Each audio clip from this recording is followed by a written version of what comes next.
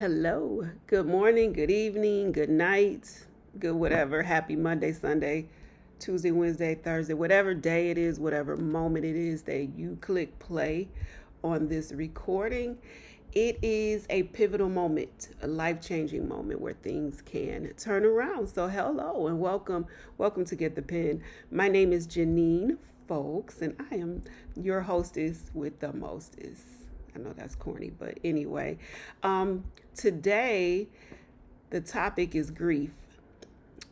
Grief, we all deal with grief. And I have the GriefFiles, which is one of my books, and we're going to read from that today. We're going to pull from the GriefFiles today. And like I said, we're all dealing with grief in one way or another. Some level of grief touches all of us at all times. We live with it. It's something that we have to live with. Speaking of grief, I want to shout out Portia Lockett. She is a chaplain minister at the DMC at Harper Hospital. You may know her. She's also a speaker, and she's featured on Fox 2 quite often. And she has an event coming up that I want to let you know about because I want you to come. I want you to come because there's a lot of healing. It's called Permission Today.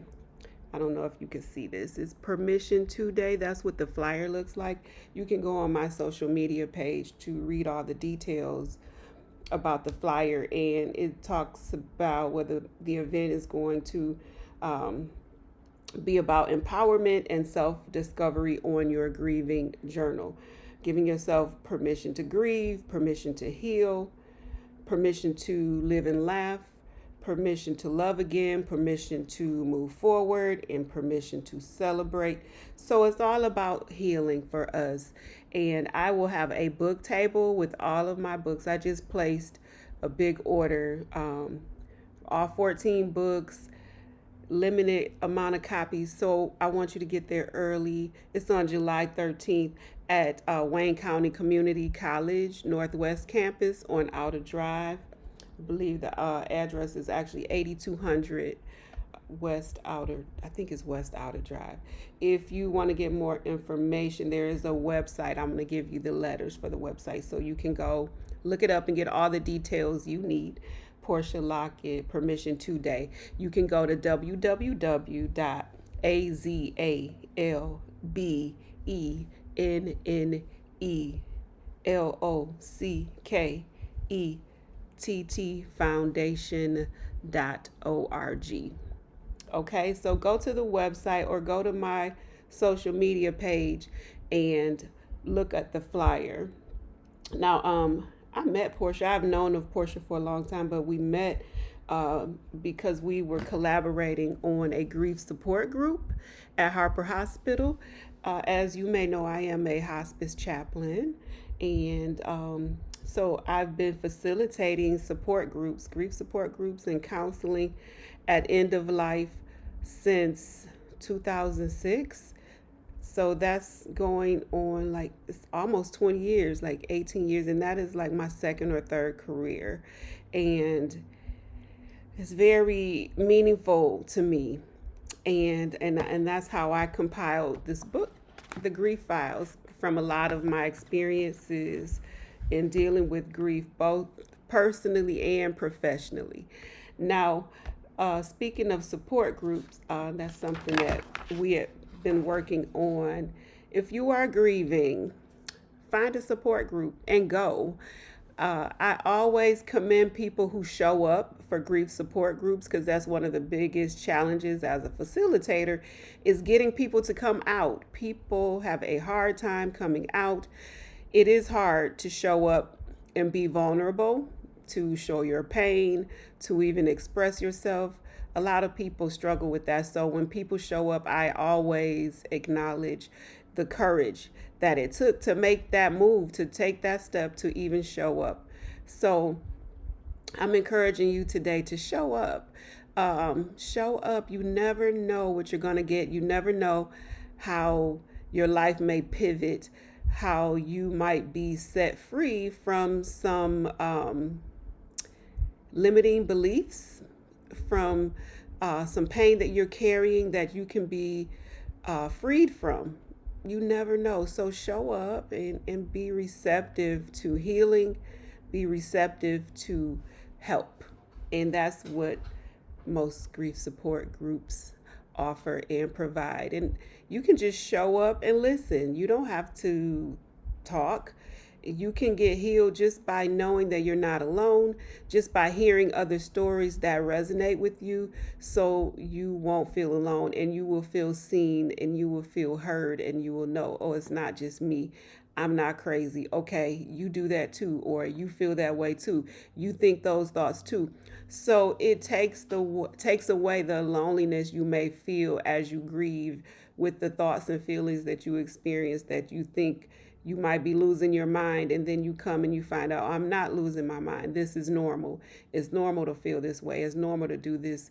It's normal for my body to react in ways that scare me.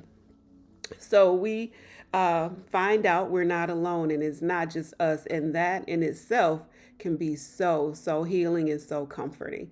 So I encourage you to support your local support group and be blessed by it. Now, I do have a handout that I just want to share a little bit of this with you about grief journeying. And then I'm going to read a page out of the Grief Files, and that'll be that for today.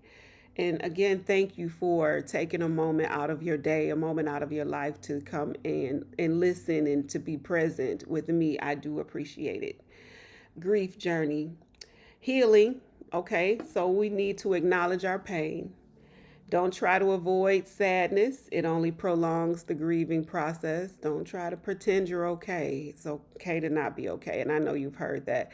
But we don't want to stay that way. We want to make our not okay manageable, if that makes any sense. Unresolved grief can lead to complications like depression, anxiety, substance abuse, and health problems. So we need to address this grief. Don't just let it, think it'll just go away or ignore it. We've got to deal with it. So give yourself time, space, and permission to grieve. It's okay. And I want you to come to this event, July 13th.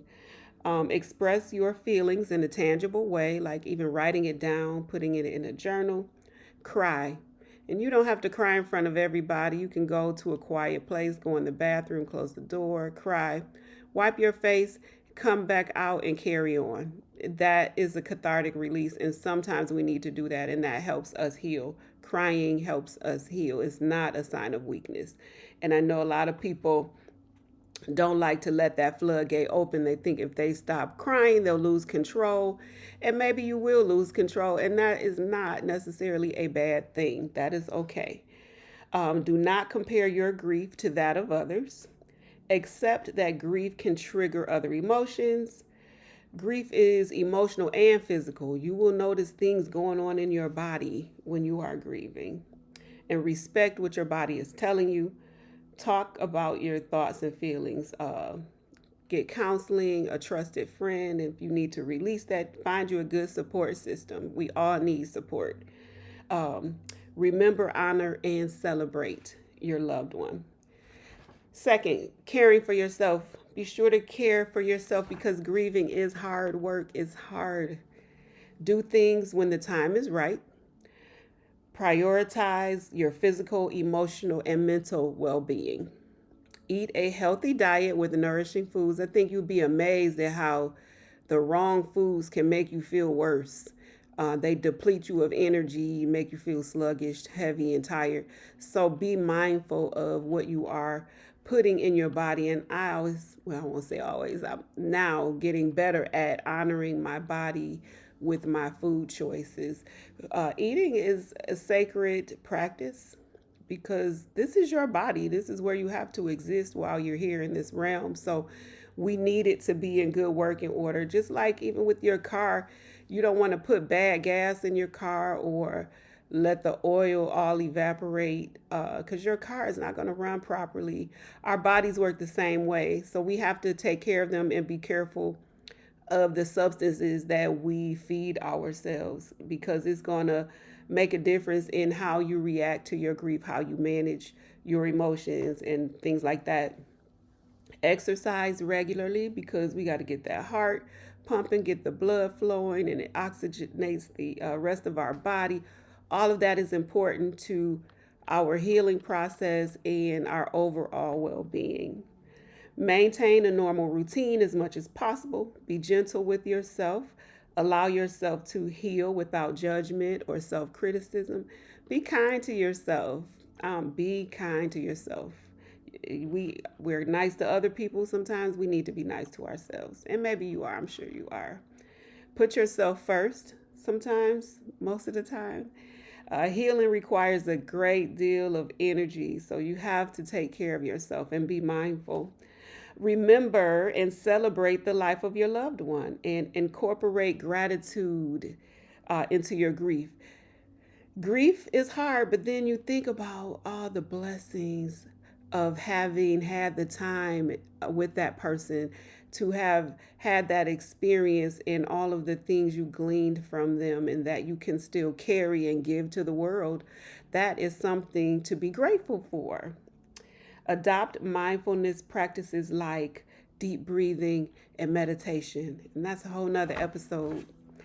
Reinvesting in life.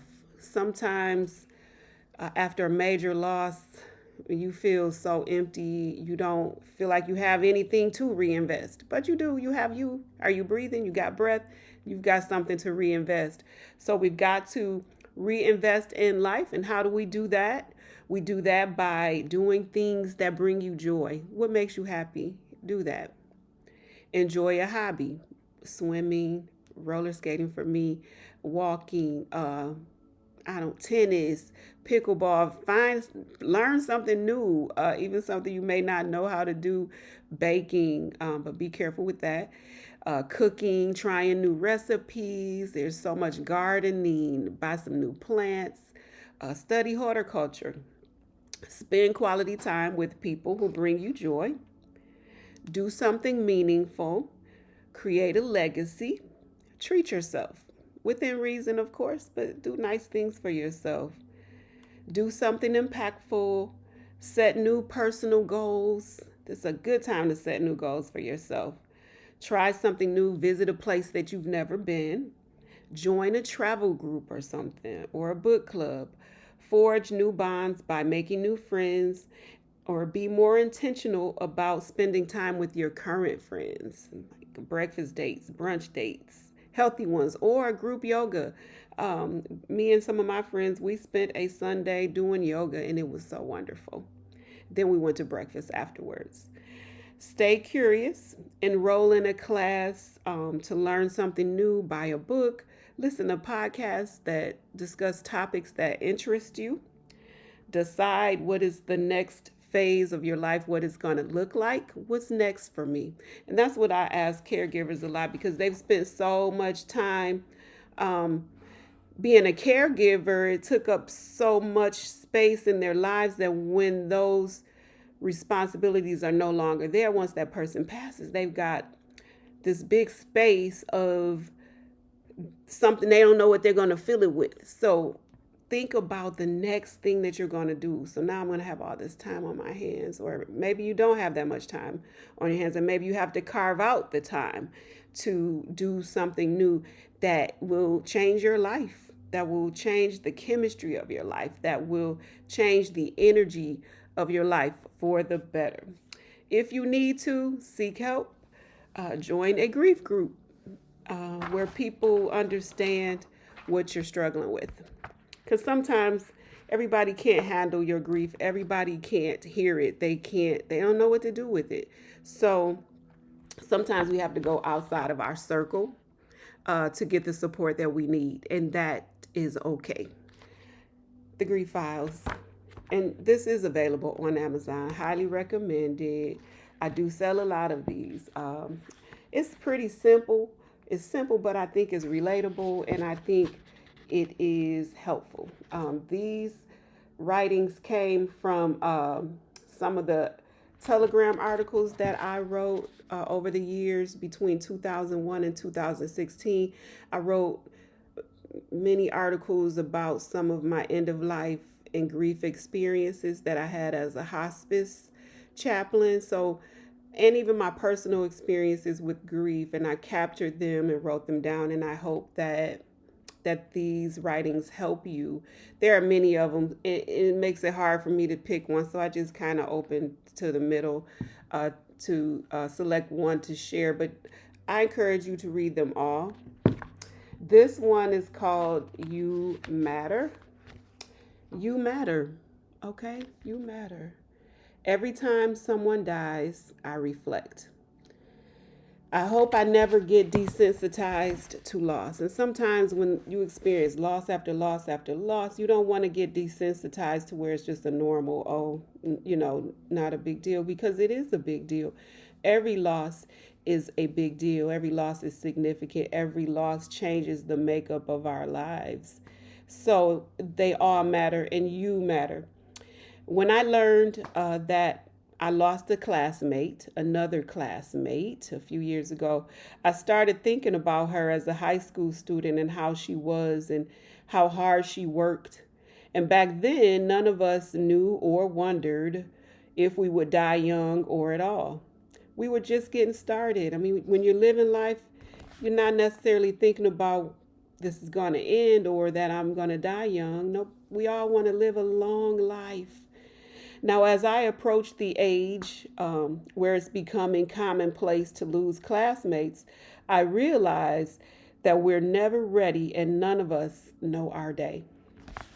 Anyway, now that she's gone, I was thinking, why did she come to live in this human body on earth for 47 years anyway?